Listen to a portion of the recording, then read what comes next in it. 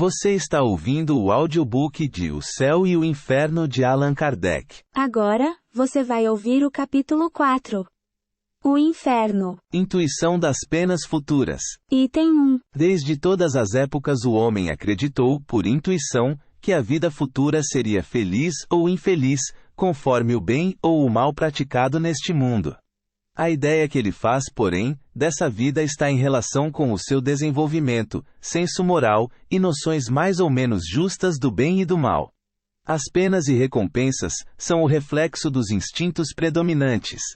Os povos guerreiros fazem consistir a suprema felicidade nas honras conferidas à bravura. Os caçadores, na abundância da caça. Os sensuais, nas delícias da voluptuosidade. Dominado pela matéria, o homem não pode compreender senão imperfeitamente a espiritualidade, imaginando para as penas e gozos futuros, um quadro mais material que espiritual. Afigura-se-lhe que deve comer e beber no outro mundo, porém melhor que na terra. Mais tarde já se encontra nas crenças, sobre a vida futura, um misto de espiritualismo e materialismo. A beatitude contemplativa, concorrendo com o inferno das torturas físicas. Um pequeno saboiano, a quem o seu cura fazia a descrição da vida futura, perguntou-lhe se todo o mundo lá comia pão branco, como em Paris. Intuição das penas futuras. Item 2. Não podendo compreender senão o que vê, o homem primitivo naturalmente moldou o seu futuro pelo presente. Para compreender outros tipos, além dos que tinha à vista, ser-lhe-ia preciso um desenvolvimento intelectual que só o tempo deveria completar. Também o quadro por ele ideado sobre as penas futuras, não é senão o reflexo dos males da humanidade, em mais vasta proporção, reunindo-lhe todas as torturas, suplícios e aflições que achou na terra. Nos climas abrasadores, imaginou um inferno de fogo, e nas regiões boreais, um inferno de gelo. Não estando ainda desenvolvido o sentido que mais tarde o levaria a compreender o mundo espiritual, não podia conceber senão penas materiais.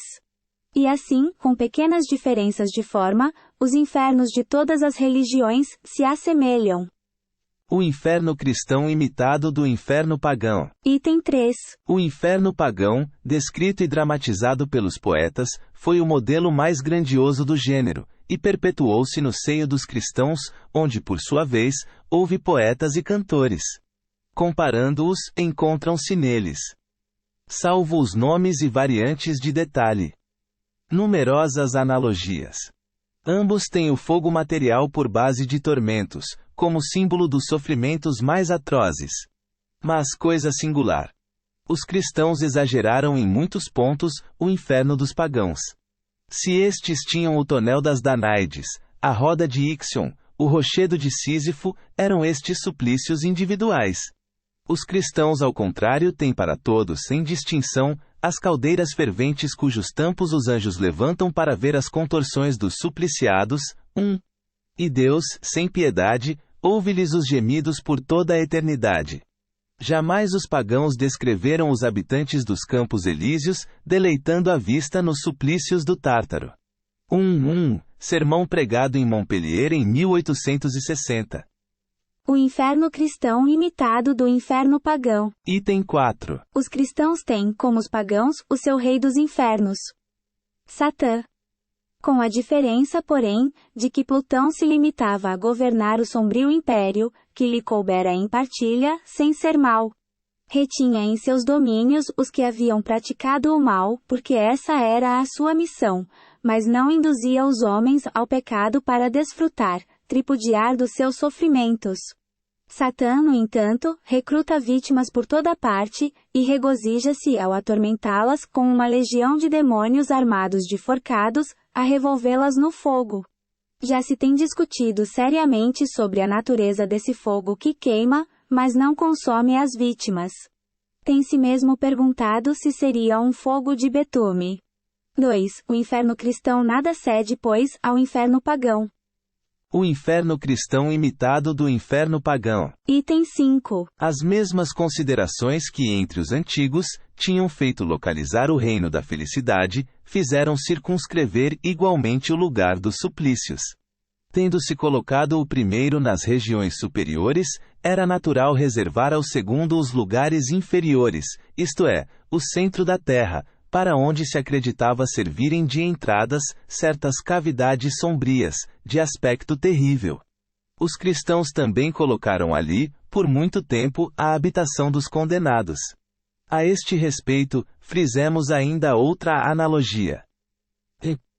O inferno dos pagãos continha de um lado os campos elíseos e do outro o Tártaro. O Olimpo, moradia dos deuses e dos homens divinizados, ficava nas regiões superiores. Os bem-aventurados, sem deixarem o lugar que ocupam, poderão afastar-se de certo modo, em razão do seu dom de inteligência e da vista distinta, a fim de considerarem as torturas dos condenados, e, vendo-os, não somente serão insensíveis à dor, mas até ficarão repletos de alegria, e renderão graças a Deus por sua própria felicidade, assistindo à inefável calamidade dos ímpios. S. Tomás de Aquino, 2, sermão pregado em Paris em 1861. Segundo a letra do Evangelho, Jesus desceu aos infernos, isto é, aos lugares baixos para deles tirar as almas dos justos que lhe aguardavam a vinda. Os infernos não eram, portanto, um lugar unicamente de suplício. Estavam, tal como para os pagãos, nos lugares baixos. A morada dos anjos, assim como o Olimpo, era nos lugares elevados. Colocaram-na para além do céu estelar, que se reputava limitado. O inferno cristão imitado do inferno pagão. Item 6. Esta mistura de ideias cristãs e pagãs, nada tem de surpreendente. Jesus não podia de um só golpe destruir inveteradas crenças, faltando aos homens conhecimentos necessários para conceber a infinidade do espaço e o número infinito dos mundos. A Terra para eles era o centro do universo. Não lhe conheciam a forma, nem a estrutura internas. Tudo se limitava ao seu ponto de vista. As noções do futuro não podiam ir além dos seus conhecimentos.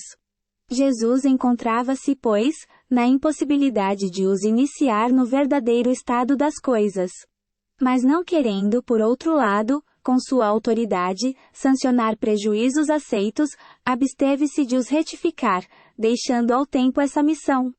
Ele limitou-se a falar vagamente da vida bem-aventurada, dos castigos reservados aos culpados, sem referir-se jamais nos seus ensinos a castigos e suplícios corporais, que constituíram para os cristãos um artigo de fé. Eis aí como as ideias do inferno pagão se perpetuaram até aos nossos dias. E foi preciso a difusão das modernas luzes, o desenvolvimento geral da inteligência humana, para se lhe fazer justiça. Como, porém, nada de positivo houvesse substituído as ideias recebidas, ao longo período de uma crença cega, sucedeu transitoriamente o período de incredulidade a que vem por termo a nova revelação. Era preciso demolir para reconstruir, visto como é mais fácil insinuar ideias justas aos que em nada creem, sentindo que algo lhes falta, do que fazê-lo aos que possuem uma ideia robusta, ainda que absurda. O inferno cristão imitado do inferno pagão. Item 7. Localizados o céu e o inferno, as seitas cristãs foram levadas a não admitir para as almas, senão duas situações extremas: a felicidade perfeita e o sofrimento absoluto. O purgatório é apenas uma posição intermediária e passageira, ao sair da qual as almas passam, sem transição, à mansão dos justos. Outra não pode ser a hipótese, dada a crença na sorte definitiva da alma após a morte. Se não há mais de duas habitações, a dos eleitos e a dos condenados, não se podem admitir muitos graus em cada uma sem admitir a possibilidade de os franquear, e, conseguintemente, o progresso. Ora, se há progresso, não há sorte definitiva, e se há sorte definitiva, não há progresso. Jesus resolveu a questão quando disse: há muitas moradas na casa de meu pai. Os limbos. Item 8. É verdade que a Igreja admite uma posição especial em casos particulares. As crianças falecidas em tenra idade, sem fazer mal algum, não podem ser condenadas ao fogo eterno. Mas também, não tendo feito bem, não lhes assiste direito à felicidade suprema. Ficam nos limbos, diz-nos a Igreja, nessa situação jamais definida, na qual, se não sofrem, também não gozam da bem-aventurança. Esta sendo tal sorte irrevogavelmente fixada, fica-lhes defesa para sempre. Tal privação importa assim, um suplício eterno e tanto mais imerecido, quanto é certo não ter dependido dessas almas que as coisas assim sucedessem. O mesmo se dá quanto ao selvagem que, não tendo recebido a graça do batismo e as luzes da religião, peca por ignorância, entregue aos instintos naturais. Certo, este não tem a responsabilidade e o mérito cabíveis ao que procede com conhecimento de causa. A simples lógica repele uma tal doutrina em nome da justiça de Deus, que se contém integralmente nestas palavras do Cristo. A cada um segundo as suas obras. Obras, sim, boas ou más, porém praticadas voluntária e livremente, únicas que comportam responsabilidade. Neste caso não podem estar a criança, o selvagem, e tampouco aquele que não foi esclarecido. Quadro do inferno pagão. Item 9. O conhecimento do inferno pagão nos é fornecido quase exclusivamente pela narrativa dos poetas. Homero e Virgílio dele deram a mais completa descrição, devendo, contudo, levar-se em conta as necessidades poéticas impostas à forma. A descrição de Fénelon, no Telêmaco, posto que raurida na mesma fonte quanto as crenças fundamentais, tem a simplicidade mais concisa da prosa. Descrevendo o aspecto lúgubre dos lugares, preocupa-se principalmente em realçar o gênero de sofrimento dos culpados, estendendo-se sobre a sorte dos maus reis, com vista à instrução do seu régio discípulo. Por muito popular que seja esta obra, nem todos têm presente à memória a sua descrição, ou não meditaram sobre ela de modo a estabelecer comparação, e assim acreditamos de utilidade reproduzir os tópicos que mais diretamente interessam ao nosso assunto, isto é, os que se referem especialmente às penas individuais. Quadro do inferno pagão. Item 10. Ao entrar, Telêmaco ouve gemidos de uma sombra inconsolável. Qual é, perguntava-lhe, a vossa desgraça? Quem fostes na terra? Nabofarzan, responde a sombra, rei da soberba Babilônia. Ao ouvir meu nome, tremiam todos os povos do Oriente. Fazia-me adorar pelos babilônios, num templo todo de mármore, representado por uma estátua de ouro, a cujos pés se queimavam noite e dia os preciosos perfumes da Etiópia. Jamais alguém ousou contradizer-me sem de pronto ser punido. Inventavam-se dia a dia, prazeres novos para tornar-me a vida mais e mais deliciosa. Moço e robusto, quantos prazeres me restavam ainda por usufruir no trono. Mas certa mulher que eu amava, e que me não correspondia, fez-me sentir claramente que eu não era um deus. Envenenou-me e... nada mais sou. As minhas cinzas foram ontem encerradas com pompa em urna de ouro. Choraram, arrancaram cabelos, pretenderam fingidamente atirar-se às chamas da minha fogueira, a fim de morrerem comigo, vão ainda gemer junto do túmulo das minhas cinzas, mas ninguém me deplora. A minha memória horroriza a própria família, enquanto aqui embaixo sofro já horríveis suplícios. Telêmaco, compungido ante esse espetáculo, dize: Éreis vós verdadeiramente feliz, durante o vosso reinado? Sentieis porventura essa paz suave, sem a qual o coração se conserva opresso e abatido em meio das delícias? Não, respondeu o babilônio. Não sei mesmo o que quereis dizer. Os sábios exaltam essa paz como bem único. Quanto à raiva, nunca a senti, meu coração agitava-se continuamente por novos desejos de temor e de esperança. Procurava aturdir-me com o abalo das próprias paixões, tendo o cuidado de entreter essa embriaguez para torná-la permanente, continua. O menor intervalo de razão, de calma, ser-me-ia muito amargo. Eis a paz que fruí. Qualquer outra parece-me antes uma fábula, um sonho.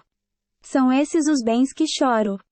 Assim falando, o babilônio chorava qual homem pusilânime, enervado pelas prosperidades, desabituado de suportar resignadamente uma desgraça. Havia junto dele, alguns escravos mortos em homenagem honrosa aos seus funerais. Mercúrio os entregara a Caronte com o seu rei, outorgando-lhes poder absoluto sobre esse rei, a quem tinham servido na terra. Essas sombras de escravos não temiam a sombra de Nabofarzan, que retinham encadeada, infligindo-lhe as mais cruéis afrontas. Dizia-lhe uma: Não éramos nós homens iguais a ti? Insensato que eras, julgavas-te um Deus, a ponto de esqueceres a tua origem comum a todos os homens. Outra, para insultá-lo, dizia: Tinhas razão em não querer que por homem te houvessem, porque na verdade eras um monstro desumano. Ainda a outra: Então?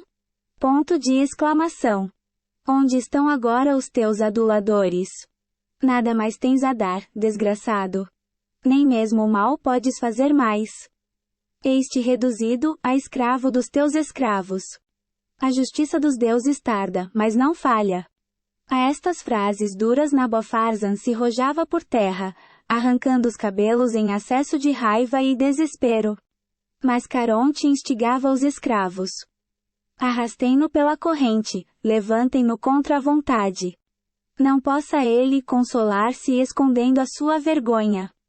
Preciso é que todas as sombras do Estige a testemunhem como justificativa aos deuses, que por tanto tempo toleraram o reinado terreno deste ímpio. E ele avista logo, bem perto de si, o negro tártaro evolando escuro e espesso fumo, cujo cheiro mefítico daria à morte se espalhasse pela morada dos vivos. Esse fumo envolvia um rio de fogo, um turbilhão de chamas, cujo ruído, semelhante às torrentes mais caudalosas, quando se despenham de altos rochedos em profundos abismos, concorria para que nada se ouvisse nesses lugares tenebrosos. Telêmaco, secretamente animado por Minerva, entra sem medo nesse baratro. Viu primeiramente um grande número de homens que tinham vivido nas mais humildes condições, punidos por haverem procurado riquezas por meio de fraudes, traições e crueldade. Aí notou muitos ímpios hipócritas, que simulando amar a religião, dela se tinham servido como de um belo pretexto para satisfazerem ambições e zombarem dos crédulos. Os que haviam abusado até da própria virtude, o maior dom dos deuses, eram punidos como os mais celerados de todos os homens.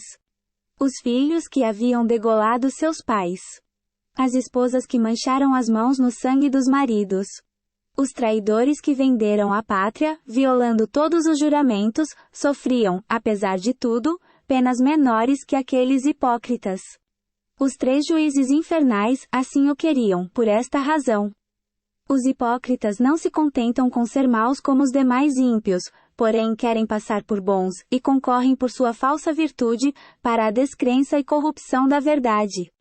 Os deuses por eles zombados e desprezados perante os homens, empregam com prazer todo o seu poderio para se vingarem de tais insultos. Perto destes, outros homens aparecem, que vulgarmente se julgam isentos de culpa, mas que os deuses perseguem desapiedadamente. São os ingratos, os mentirosos, os aduladores que louvaram o vício, os críticos perversos que procuraram enodoar a mais pura virtude. Enfim, aqueles que, julgando temerariamente das coisas, sem as conhecer a fundo, prejudicaram por isso a reputação dos inocentes. Telêmaco, vendo os 3 juízes sentados a condenarem um homem, ousou perguntar-lhes quais os seus crimes. O condenado, tomando a palavra, de pronto exclamava: Nunca fiz mal algum. Todo o meu prazer era praticar o bem. Fui sempre generoso, justo, liberal e compassivo. Que se pode, pois, exprobrar-me?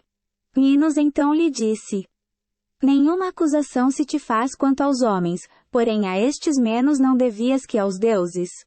Que justiça, pois, é essa de que te vanglorias? Para com os homens que nada são, não faltaste jamais a qualquer dever. Foste virtuoso, é certo, mas só atribuíste essa virtude a ti próprio, esquecendo os deuses que te deram, tudo porque querias gozar do fruto da tua virtude encerrado em ti mesmo. Foste a tua divindade. Mas os deuses que tudo fizeram, e o fizeram para si, não podem renunciar aos seus direitos. E pois que quiseste pertencer-te e não a eles, entregar-te-ão a ti mesmo, esquecidos de ti como deles te esqueceste. Procura agora, se podes, o consolo em teu próprio coração. Eis-te agora para sempre separado dos homens, aos quais querias agradar. Eis-te só contigo, tu que eras o teu ídolo. Fica sabendo que não há verdadeira virtude sem respeito e amor aos deuses, a quem tudo é devido.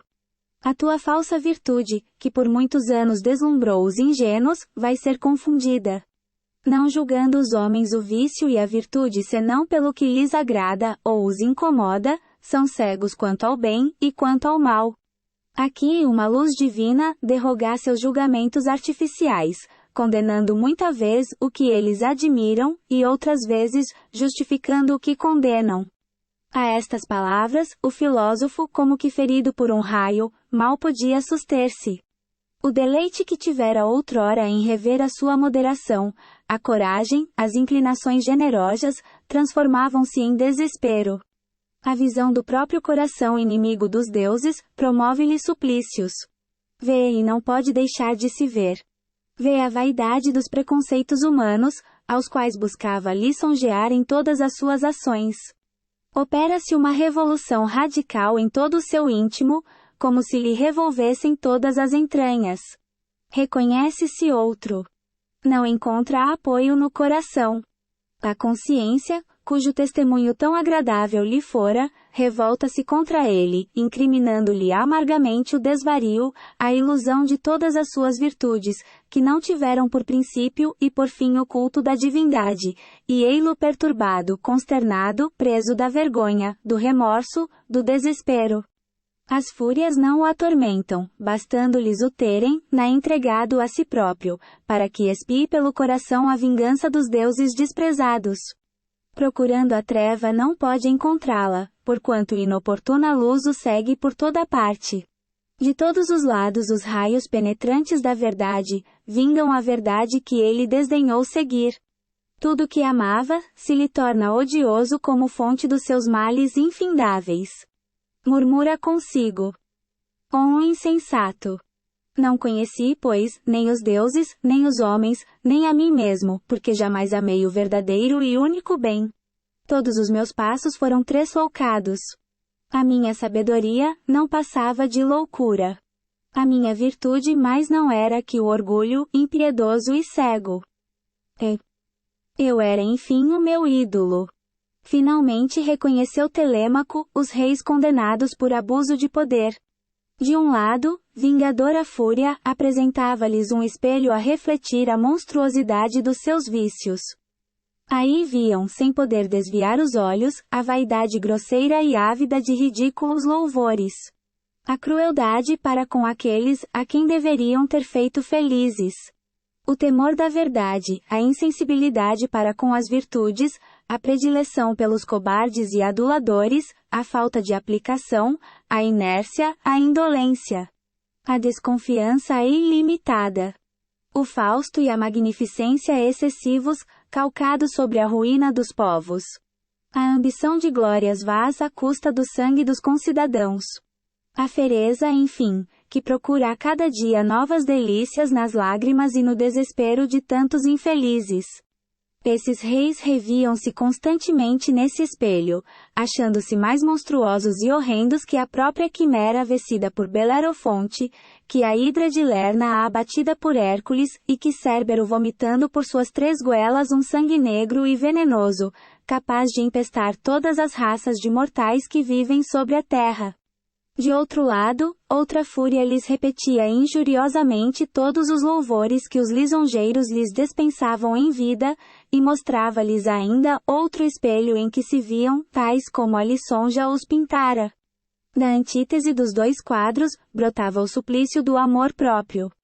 Era para notar que os piores dentre esses reis, foram os que tiveram maiores e mais fulgentes louvores durante a vida, por isso que os maus são mais temidos que os bons, e exigem impudicamente as vis adulações dos poetas e oradores do seu tempo. Na profundeza dessas trevas, onde só insultos e escárnios padecem, ouvem, se-lhes os gemidos agoniados. Nada os cerca que os não repila, contradiga e confunda em contraste ao que supunham na vida, zombando dos homens, convictos de que tudo era feito para servi-los. No Tártaro entregues a todos os caprichos de certos escravos, estes lhes fazem provar por sua vez a mais cruel servidão. Humilhados dolorosamente, não lhes resta esperança alguma de modificar ou abrandar o cativeiro. Qual bigorna sob as marteladas dos ciclopes, quando Vulcano os acoroçoa nas fornalhas incandescentes do Monte Etna, assim permanecem, mercê das pancadas desses escravos transformados em verdugos. Aí viu Telêmaco pálidos semblantes, hediondos e consternados. Negra tristeza essa que consome estes criminosos, horrorizados de si próprios, sem poderem dela despojar-se como da própria natureza. Não tem outro castigo às suas faltas, que não as mesmas faltas. Vêem-se incessantemente na plenitude da sua enormidade, apresentando-se-lhes, sob a forma de espectros horríveis que os perseguem. Procurando eximir-se a essa perseguição, buscam morte mais potente do que a que os separou do corpo. Desesperados, invocam uma morte capaz de extinguir-lhes a consciência. Pedem aos abismos que os absorvam, a fim de se furtarem aos raios vingadores da verdade que os atormenta, mas continuam votados à vingança que sobre eles destila gota a gota, e que jamais estancará. A verdade que temem ver constitui-se em suplício. Vêem-na contudo, e só têm olhos para vê-la erguer-se contra eles, ferindo-os, despedaçando-os, arrancando-os de si mesmos como raio, sem nada destruir-lhes exteriormente, a penetrar-lhes o âmago das entranhas. Entre os seres que lhe eriçavam os cabelos, viu Telêmaco vários e antigos reis da Lídia punidos por haverem preferido ao trabalho as delícias de uma vida inativa, quando aquele deve ser o consolo dos povos, e como tal, inseparável da realeza. Estes reis, lastimavam-se reciprocamente a cegueira. Dizia um a outro que fora seu filho. Não vos tinha eu recomendado tantas vezes durante a vida, e ainda antes da morte, que reparasseis os males ocorridos por negligência minha? Desgraçado pai! Dizia o filho, fostes vós que me perdestes? Foi o vosso exemplo que me inspirou o Fausto, o orgulho, a voluptuosidade e a crueldade para com os homens. Vendo-vos governar com tanta incúria, cercado de aduladores infames, habituei-me a prezar a lisonja e os prazeres. Acreditei que os homens eram para os reis, o que os cavalos e outros animais de carga são para aqueles, isto é, animais que só se consideram enquanto proporcionam serviços e comodidades. Acreditei-o, e fostes vós que mo fizestes crer. Sofrendo agora tantos males, por vos haver imitado. A estas recriminações aliavam as mais acerbas blasfêmias, como que possuídos de raiva bastante para se despedaçarem mutuamente. Quais notívagos mochos, em torno desses reis corvejavam as suspeitas cruéis, os vãos receios e desconfianças. Que vingam os povos da fereza de seus reis, a ganância insaciável das riquezas, a falsa glória sempre tirânica, e a moleza displicente que duplica os sofrimentos, sem a compensação de sólidos prazeres. Viam-se muitos desses reis, severamente punidos, não por males que tivessem feito, mas por terem negligenciado o bem que poderiam e deveriam fazer. Todos os crimes dos povos provenientes da desídia na observância das leis, eram imputados aos reis, que não devem reinar senão para que as leis exerçam seu ministério. Imputavam-se-lhes também todas as desordens decorrentes do Fausto, do luxo e dos demais excessos que impelem os homens à violência, instigando-os à aquisição de bens com o desprezo das leis. Sobretudo recaia o rigor sobre os reis, que ao invés de serem bons e vigilantes pastores dos povos, só cuidavam de devastar o rebanho, quais lobos devoradores. O que mais entristeceu Telêmaco, porém, foi ver nesse abismo de trevas e males, um grande número de reis que, tendo passado na terra pelos melhores, condenaram-se às penas do Tártaro por se terem deixado guiar por homens ardilosos e maus. Tal punição correspondia aos males que tinham deixado praticar em nome da sua autoridade. Demais, a maior parte desses reis não foram nem bons nem maus, tal a sua fraqueza. Não os atemorizava a ignorância da verdade, e assim como nunca experimentaram o prazer da virtude, jamais poderiam fazê-lo consistir na prática do bem. Quadro do inferno cristão. Item 11. A opinião dos teólogos sobre o inferno resume-se nas seguintes citações. 1. Esta descrição, sendo tomada dos autores sagrados e da vida dos santos, pode tanto melhor ser considerada como expressão da fé ortodoxa na matéria, quanto é ela reproduzida a cada instante, com pequenas variantes, nos sermões do púlpito evangélico e nas instruções pastorais. 1. Estas citações são tiradas da obra intitulada O Inferno, de Augusto Calet. Quadro do inferno cristão. Item 12. Os demônios são puros espíritos, e os condenados presentemente no inferno, podem ser considerados puros espíritos, uma vez que só a alma aí desce, e os restos entregues à terra se transformam em ervas, em plantas, em minerais e líquidos, sofrendo inconscientemente as metamorfoses constantes da matéria.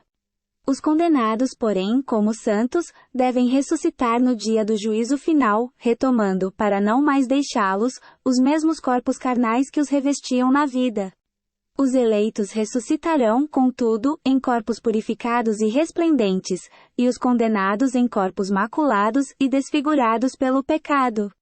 Isso os distinguirá, não havendo mais no inferno puros espíritos, porém, homens como nós. Conseguintemente, o inferno é um lugar físico, geográfico, material, uma vez que tem de ser povoado por criaturas terrestres, dotadas de pés, mãos, boca, língua, dentes, ouvidos, olhos semelhantes aos nossos, sangue nas veias e nervos sensíveis. Onde estará esse inferno? Alguns doutores o têm colocado nas entranhas mesmas do nosso globo. Outros não sabemos em que planeta, sem que o problema se haja resolvido por qualquer concílio. Estamos, pois, quanto a este ponto, reduzidos a conjecturas. A única coisa afirmada é que esse inferno, onde quer que exista, é um mundo composto de elementos materiais, conquanto sem sol, sem estrelas, sem lua, mais triste e inóspito, desprovido de todo germen e das aparências benéficas que porventura se encontram ainda nas regiões mais áridas deste mundo em que pecamos. Os teólogos mais circunspectos não se atrevem, à semelhança dos egípcios, dos hindus e dos gregos, a descrever os horrores dessa morada, limitando-se a Nolá, mostrar como premissas no pouco que dela fala a Escritura, o lago de fogo e enxofre do Apocalipse, e os vermes de Isaías, esses vermes que formigam eternamente sobre os cadáveres do Tofel, e os demônios atormentando os homens aos quais eles perderam, e os homens a chorarem, rangendo os dentes, segundo a expressão dos evangelistas. Santo Agostinho não concorda que esses sofrimentos físicos sejam apenas reflexos de sofrimentos morais, e vê, num verdadeiro lago de enxofre, vermes e verdadeiras serpentes saciando-se nos corpos, casando suas picadas às do fogo. Ele pretende mais, segundo um versículo de S. Marcos, que esse fogo estranho, posto que material como o nosso, e atuando sobre corpos materiais, os conservará como o sal conserva o corpo das vítimas. Os condenados, vítimas sempre sacrificadas e sempre vivas, sentirão a tortura desse fogo que queima sem destruir, penetrando-lhes a pele. Serão dele embebidos e saturados em todos os seus membros, na medula dos ossos, na pupila dos olhos, nas mais recônditas e sensíveis fibras do seu ser. A cratera de um vulcão, se aí pudessem submergir, ser-lhes-ia lugar de refrigério e repouso. Assim falam com toda a segurança os teólogos mais tímidos, discretos e comedidos. Não negam que haja no inferno outros suplícios corporais, mas dizem que para afirmá-lo lhes falta suficiente conhecimento, pelo menos tão positivo, como o que lhes foi dado sobre o suplício horrível do fogo e dos vermes. Há contudo teólogos mais ousados, ou mais esclarecidos, que dão do inferno descrições mais minuciosas, variadas e completas. E conquanto se não saiba em que lugar do espaço está situado esse inferno, há santos que o viram. Eles não foram lá ter com a lira na mão, como Orfeu. De espada em punho, como Ulisses, mas transportados em espírito. Desse número é Santa Teresa. Dir-se-ia pela narrativa da santa, que há uma cidade no inferno. Ela aí viu, pelo menos, uma espécie de viela comprida e estreita como essas que abundam em velhas cidades, e percorreu-a horrorizada, caminhando sobre lodoso e fétido terreno, no qual pululavam monstruosos répteis. Foi, porém, detida em sua marcha por uma muralha que interceptava a viela, em cuja muralha havia um nicho onde se abrigou, aliás, sem poder explicar a ocorrência.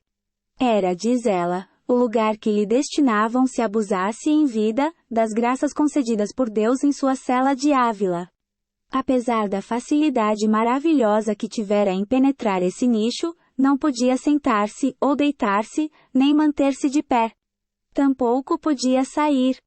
Essas paredes horríveis, abaixando-se sobre ela, envolviam-na, apertavam-na como se fossem animadas de movimento próprio. Parecia-lhe que a afogavam, estrangulando-a, ao mesmo tempo que a esfolavam e retavam-a em pedaços. Ao sentir queimar-se, experimentou igualmente toda a sorte de angústias. Sem esperança de socorro, tudo era trevas em torno de si, posto que através dessas trevas percebesse, não sem pavor, a hedionda viela em que se achava, com a sua imunda vizinhança. Este espetáculo era-lhe tão intolerável, quanto os apertos mesmos da prisão. Esse não era, sem dúvida, mais que um pequeno recanto do inferno. Outros viajantes espirituais foram mais favorecidos, pois viram grandes cidades no inferno, quais enormes braseiros.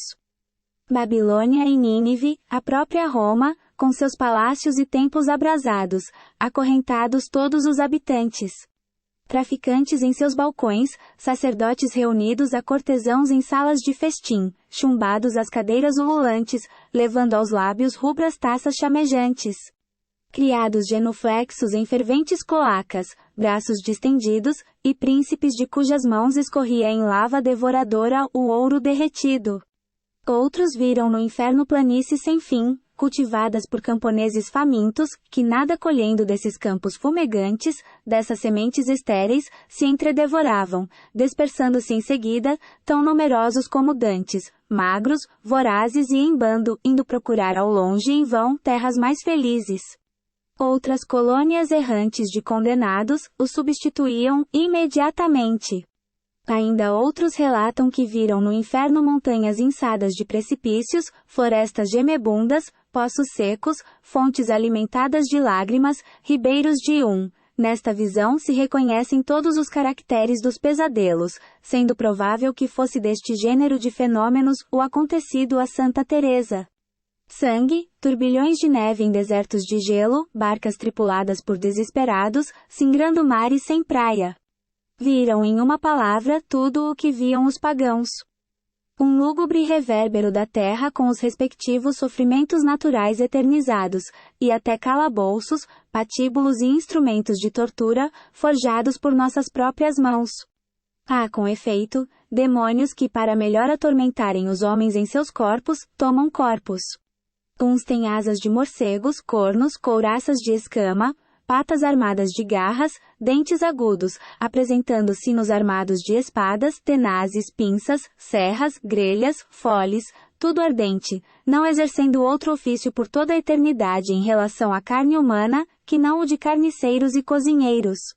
Outros, transformados em leões, ou víboras enormes, arrastam suas presas para cavernas solitárias.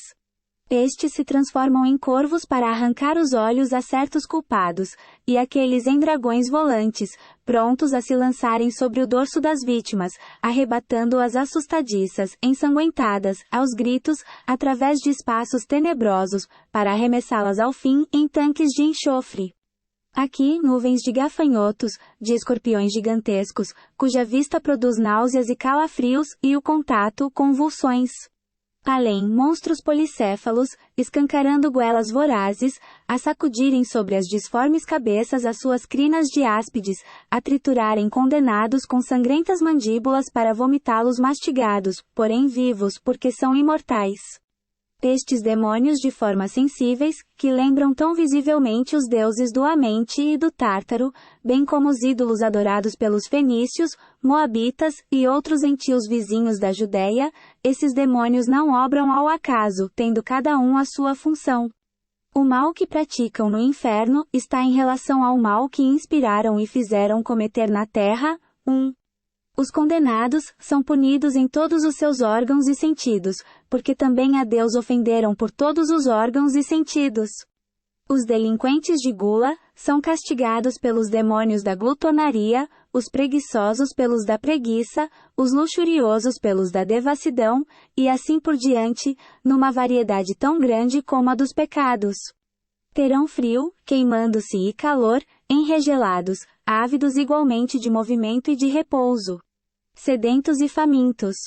1000 vezes mais fatigados que escravo ao fim do dia, mais doentes que os moribundos, mais alquebrados e chaguentos que os mártires, e isso para sempre.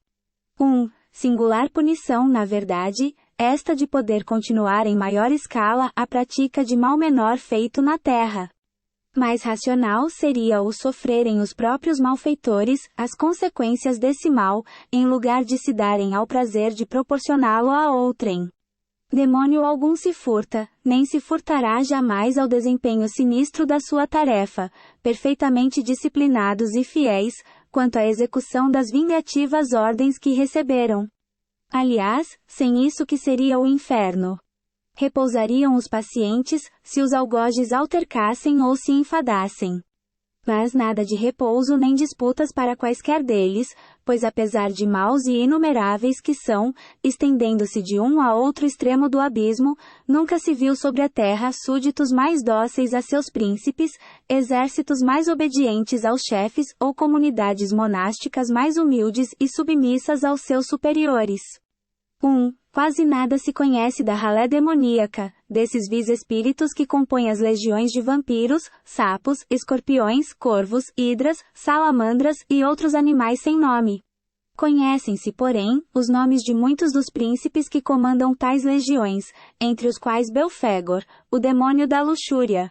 Abaddon ou Apolion, do homicídio. Beelzebu dos desejos impuros, ou senhor das moscas que engendram a corrupção. Mamon da avareza. Moloque, Belial, Balgade, Astarô e muitos outros, sem falar do seu chefe supremo, o sombrio arcanjo que no céu se chamava Lúcifer e no inferno se chama Satanás. Esses mesmos demônios rebeldes a Deus quanto ao bem, são de uma docilidade exemplar quanto à prática do mal. Nenhum se esquiva ou afrouxa durante a eternidade. Que singular metamorfose em quem fora criado puro e perfeito como os anjos. Não é de pasmar vê-los dar exemplos de harmonia, de concórdia inalterável quando os homens sequer não sabem viver em paz na terra, antes se laceram mutuamente. Vendo-se o requinte dos castigos reservados aos condenados, e comparando sua situação à dos demônios, é caso de perguntar quais os mais dignos de lástima, se as vítimas ou os algozes. Quadro do inferno cristão. Item 13. O autor acompanha esse quadro das seguintes reflexões, cujo alcance procuraremos, cada qual compreender. A ressurreição dos corpos é um milagre, mas Deus faz ainda um segundo milagre, dando a esses corpos mortais, já uma vez usados pelas passageiras provas da vida, já uma vez aniquilados, a virtude de subsistirem sem se dissolverem numa fornalha, onde se volatilizariam os próprios metais. Que se diga que a alma é o seu próprio algoz, que Deus não a persegue, e apenas a abandona no estado infeliz por ela escolhido, conquanto esse abandono eterno de um ser desgraçado e sofredor, pareça incompatível com a bondade divina, vá. Mas o que se diz da alma e das penas espirituais, não se pode de modo algum dizer dos corpos e das respectivas penas, para a perpetuação das quais já não basta que Deus se conserve impassível, mas ao contrário, que intervenha e atue, sem o que sucumbiriam os corpos. Os teólogos supõem, portanto, que Deus opera, efetivamente, após a ressurreição dos corpos, esse segundo milagre de que falamos. Que em primeiro lugar tira dos sepulcros que os devoravam, os nossos corpos de barro. Retira-os tais como aí baixaram com suas enfermidades originais, e degradações sucessivas da idade. Restitui-nos a esse estado, decrépitos, friorentos, gotosos, cheios de necessidades, sensíveis a uma picada de abelha, assinalados dos estragos da vida e da morte, e está feito o primeiro milagre. Depois, a esses corpos raquíticos, prontos a voltarem ao pó d'onde saíram, outorga propriedades que nunca tiveram, a imortalidade, esse dom que, em sua cólera, dizei antes em sua misericórdia, retirara a Adão ao sair do Éden, e eis completo o segundo milagre. Adão, quando imortal, era invulnerável, e deixando de ser invulnerável tornou-se mortal. A morte seguia de perto a dor. A ressurreição não nos restabelece, pois, nem nas condições físicas do homem inocente, nem nas do culpado, sendo antes uma ressurreição das nossas misérias somente, mas com um acréscimo de misérias novas, infinitamente mais horríveis. É, de alguma sorte, uma verdadeira criação, e a mais maliciosa que a imaginação tenha, porventura, ousado conceber. Deus muda de parecer, e para ajuntar aos tormentos espirituais dos pecadores tormentos carnais que possam durar eternamente, transforma de súbito, por efeito do seu poder, as leis e propriedades por ele mesmo estabelecidas de princípio aos compostos materiais, ressuscita carnes enfermas e corrompidas, e reunindo por um nó indestrutível esses elementos que tendem por si mesmos a separar-se, mantém e perpetua contra a ordem natural, essa podridão viva, lançando-a ao fogo, não para purificá-la, mas para conservá-la tal qual é, sensível, sofredora, ardente, horrível e como a quer, imortal. Por este milagre se arvora Deus, num dos algozes infernais, pois se os condenados, só a si podem atribuir seus males espirituais, em compensação só a Deus poderão imputar os outros. Era pouco aparentemente o abandono, depois da morte, a tristeza, ao arrependimento, as angústias de uma alma que sente perdido o bem supremo. Segundo os teólogos, Deus irá buscá-las nessa noite, ao fundo desse abismo, chamando-as momentaneamente à vida, não para as consolar, mas para as revestir de um corpo horrendo, chamejante, imperecível, mais empestado que a túnica de Dejanira 34, abandonando-as então para sempre. Ainda assim ele não as abandonará para sempre, em absoluto, visto como céu e terra não subsistem senão por ato permanente da sua vontade sempre ativa. Deus terá, portanto, sem cessar, esses condenados à mão, para impedir que o fogo se extinga em seus corpos, consumindo-os, e querendo que contribuam perpetuamente por seus perenes suplícios para a edificação dos escolhidos.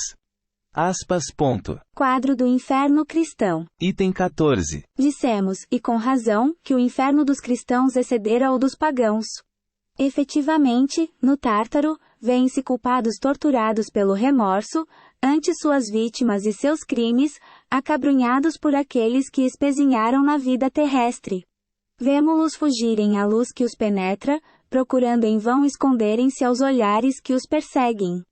Aí o orgulho é abatido e humilhado, trazendo todos o estigma do seu passado, punidos pelas próprias faltas, a ponto tal que para alguns, basta entregá-los a si mesmos, sem ser preciso aumentar-lhes os castigos. Contudo são sombras, isto é, almas com corpos fluídicos, imagens da sua vida terrestre. Lá não se vê os homens retomarem o corpo carnal para sofrer materialmente, com fogo a penetrar-lhes a pele, saturando-os até a medula dos ossos. Tampouco se vê o requinte das torturas que constituem o fundo do inferno cristão. Juízes inflexíveis, porém justos, proferem a sentença proporcional ao delito, ao passo que no império de Satã, são todos confundidos nas mesmas torturas, com a materialidade por base, e banida toda e qualquer equidade. Incontestavelmente, há hoje no selo da Igreja mesma, muitos homens sensatos que não admitem essas coisas à risca, vendo nelas, antes simples alegorias cujo sentido convém interpretar. Estas opiniões, no entanto, são individuais, e não fazem lei, continuando a crença no inferno material, com suas consequências, a constituir um artigo de fé. Quadro do inferno cristão. Item 15. Poderíamos perguntar como há homens que têm conseguido ver essas coisas em êxtase, se elas de fato não existem. Não cabe aqui explicar a origem das imagens fantásticas, tantas vezes reproduzidas com visos de realidade. Diremos apenas ser preciso considerar, em princípio, que o êxtase é a mais incerta de todas as revelações. Porquanto o estado de sobreexcitação nem sempre importa um desprendimento da alma tão completo que se impõe à crença absoluta, denotando muitas vezes o reflexo de preocupações da véspera. As ideias com que o espírito se nutre e das quais o cérebro, ou antes o invólucro perispiritual correspondente a este, conserva a forma ou a estampa, se reproduzem amplificadas como em uma miragem, sob formas vaporosas que se cruzam, se confundem e compõem um todo extravagante. Os estáticos de todos os cultos sempre viram coisas em relação com a fé de que se presumem penetrados, não sendo, pois, extraordinário que Santa Teresa e outros, tal qual elas saturados de ideias infernais pelas descrições, verbais ou escritas, hajam tido visões, que não são, propriamente falando, mais que reproduções por efeito de um pesadelo. Um pagão fanático teria antes visto o Tártaro e as Fúrias, ou Júpiter, no Olimpo, empunhando o raio. O Livro dos Espíritos, NS 443 e 444.